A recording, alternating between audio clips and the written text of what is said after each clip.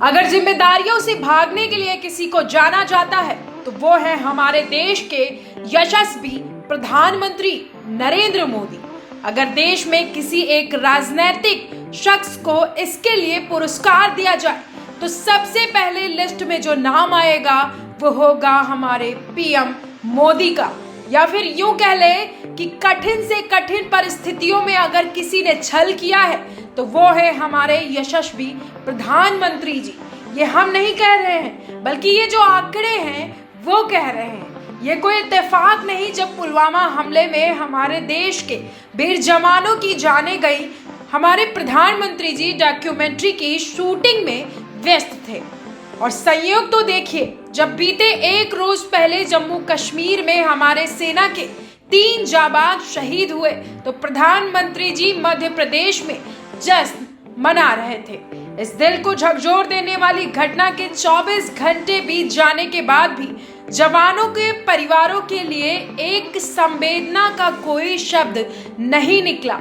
आप इसी से अंदाजा लगा सकते हैं कि हमारे देश के प्रधानमंत्री से किस बात की अपेक्षा रखी जा सकती है। क्या ऐसा पहली बार हुआ है? ये तो बिल्कुल भी नहीं।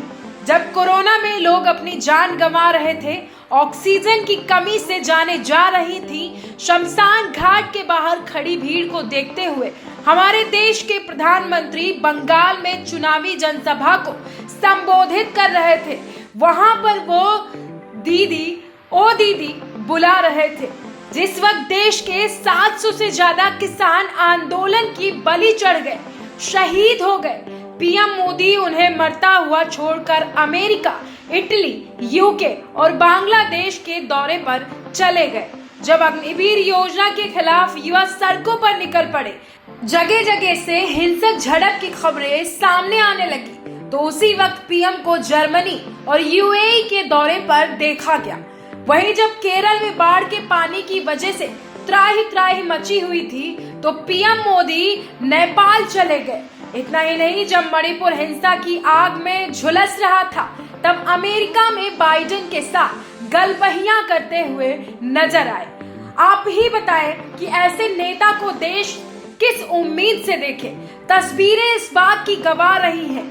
जब मणिपुर में एक जघन्य अपराध को अंजाम दिया गया और पूरा देश मातम मना रहा था, तब देश के प्रधानमंत्री मध्य प्रदेश में चुनावी जनसभा को संबोधित कर रहे थे। एक बार फिर से जब देश के 3 लाल एक साथ शहीद हुए तो फिर से वही तस्वीरें दोहराई गई हैं। इसके साथ ही पूरा देश इस अनाचार के खिलाफ एकजुट होता दिखाई दे रहा है। अब वक्त आ चुका है कि आने वाले चुनाव में सरकार का तख्ता पलट किया जाए। ये हम नहीं कह रहे बल्कि देश का हर वो नागरिक कह रहा है जिसने इन तस्वीरों को करीब से देखा है, जिन परिवारों के ऊपर ये जुल्म ढाया गया है। आपको ये खबर कैसी लगी?